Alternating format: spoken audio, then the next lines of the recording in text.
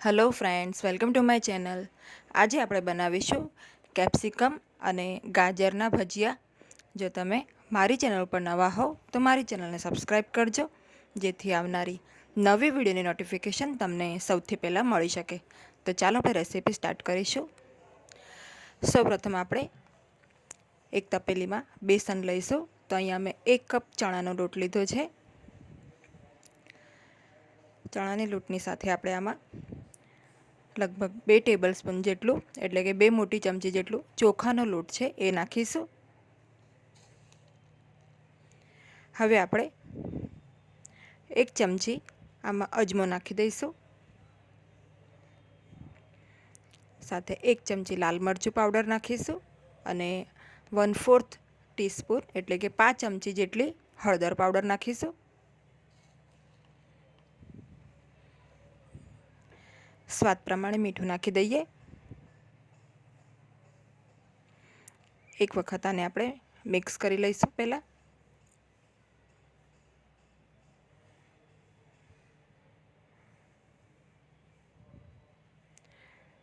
ત્યારબાદ આપણે આમાં ધીમે ધીમે પાણી નાખતા જઈને થોડું મીડિયમ થીક આપણે ખીરું બનાવવાનું છે. જે રીતે આપણે બટેકાના ભજીયા માટે બનાવીએ છીએ એ રીતે આપણે મીડિયમ ઘટ્ટ ખીરું બનાવીશું. તો અહીંયા ખીરું આપણું તૈયાર છે. આને આપણે થોડીવાર લગભગ 10થી 15 મિનિટ માટે સાઈડમાં મૂકી દઈશું. કન્સિસ્ટન્સી એવી હોવી જોઈએ કે જે કેપ્સિકમને અને ગાજરને કૂટ કરી શકે સારી રીતે, એટલે બહુ પાતળું કે બહુ જાડું ખીરું ના હોવું જોઈએ. હવે આપણે આને સાઈડ પર મૂકી દઈશું. હવે અહીંયા મેં 2 નંગ મીડિયમ સાઇઝની કેપ્સિકમ લીધી હતી અને કેપ્સિકમને વચ્ચેનો જે બિયાનો ભાગ છે એને રિમૂવ કરીને આ રીતે મોટા મોટા કેપ્સિકમના આપણે લાંબા ટુકડા કરી લીધા છે. તમે આની સાઇઝ તમારા મન પ્રમાણે ગમે તે રાખી શકો છો, તમને જેમ ભાવે એમ. તો હવે આપણે ગાજર જોઈ લઈએ. ગાજર મેં અહીંયા એક મોટું ગાજર લીધું છે, એને છોલીને આ રીતે લાંબી લાંબી આની આપણે ચિપ્સ જેવું કરી લેવાનું છે. અને ગાજર આપણે આ રીતના જે ઓરેન્જ ગાજર મળે છે એ લેવાના છે. એમાં મીઠાશ થોડી ઓછી હોય છે, એટલે પકોડા માટે આ ગાજર બેસ્ટ છે. હવે આપણે ખીરું જોઈ લઈએ.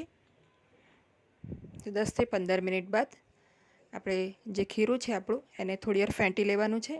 તો 2 થી 3 મિનિટ આપણે આને ફેંટી લઈશું પહેલાં. તો હવે આપણું ખીરું એકદમ સરસ રેડી છે. જો તમને તમારું ખીરું પાતળું લાગે તો તમે એમાં 1 થી 2 ચમચી બેસનનો ઉપયોગ કરી શકો છો. હવે જે કેપ્સિકમના ટુકડા છે એને આપણે ખીરામાં ડુબાડીને ગરમ તેલમાં તળી લઈએ.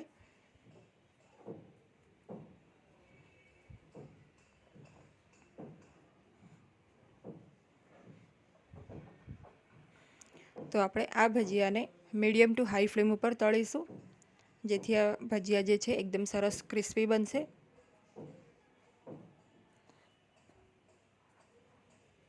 તો આ રીતે થોડો કલર ચેન્જ થાય એટલે આપણે આ ભજીયાને પલટાવી દઈશું. તો ઝારાની મદદથી એને ઉપર નીચે કરતા રહીશું, જેથી બંને સાઈડથી ભજીયા આપણા સરસ રીતે કૂક થાય. તો કેપ્સિકમ તો એકદમ ફટાફટ કૂક થઈ જાય છે, એટલે આને વાર નહીં લાગે. આ ભજીયા એકદમ સરસ અને ફટાફટ બની જાય છે. તો થોડો આ રીતે કલર ચેન્જ થાય એટલે આપણે આને કાઢી લઈશું. તો આપણે તેલ નિતારીને ભજીયાને પ્લેટમાં કાઢી લઈએ. તો ચોમાસામાં ભજીયા ખાવાનું બધાને ખૂબ જ મન થાય છે. તો ગરમા ગરમ આ રીતે ભજીયા એકદમ ફટાફટ બની જાય છે. આમાં એકદમ ઓછી મહેનત છે અને સ્વાદ એકદમ સરસ બેસ્ટ છે.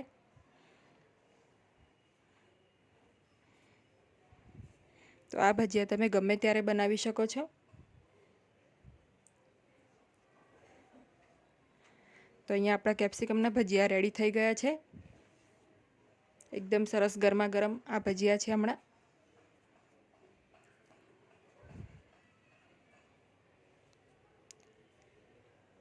એકદમ ટેસ્ટી બને છે આ ભજીયા. હવે આપણે ગાજરના ભજીયા બનાવી લઈએ. તો ખીરામાં હવે આપણે જે ગાજરની સ્લાઇસ છે આ રીતે એને આપણે નાખી દઈશું અને ગરમ તેલમાં કેપ્સિકમની જેમ જ આને પણ આપણે તળી લઈએ.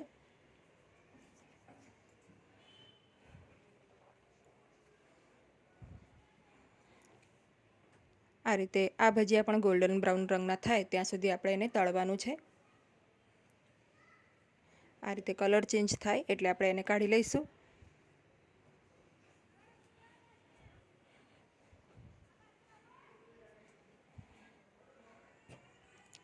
તો આપણા ગાજરના ભજીયા પણ અત્યારે તૈયાર થઈ ગયા છે.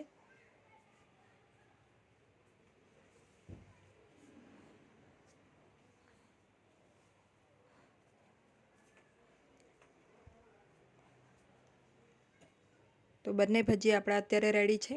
કેપ્સિકમના ભજીયા પણ રેડી છે અને જે ગાજરના ભજીયા છે એ પણ સરસ ગરમા ગરમ રેડી છે. તો આને આપણે કેચઅપની સાથે સર્વ કરીશું. તો આ છે આપણા કેપ્સિકમના ભજીયા, એકદમ ગરમા ગરમ. તમે આને ચા અથવા કોફી સાથે પણ સર્વ કરી શકો છો. કેચઅપ સાથે, લીલી ચટણી સાથે પણ તમે આને સર્વ કરી શકો છો. ખૂબ જ ટેસ્ટી લાગે છે આ ભજીયા. સાથે આપણા ગાજરના ભજીયા પણ રેડી છે. તો આ છે આપણા ગાજરના ભજીયા, જેને તમે કેચઅપ, ચા, કોફી, ગ્રીન ચટણી, દહીં બધાની સાથે સર્વ કરી શકો છો. ખૂબ જ સરસ લાગે છે આ ભજીયા. આ ભજીયા સ્પેશિયલ બાળકોને ખૂબ જ ભાવે છે. તો એક વખત આ રેસીપી ચોક્કસ ટ્રાય કરજો. જો તમને મારી આજની આ બંને રેસીપી ગમી હોય તો વિડીયોને લાઇક અને શેર કરજો અને મારી ચેનલને સબસ્ક્રાઈબ કરજો. Thanks for watching.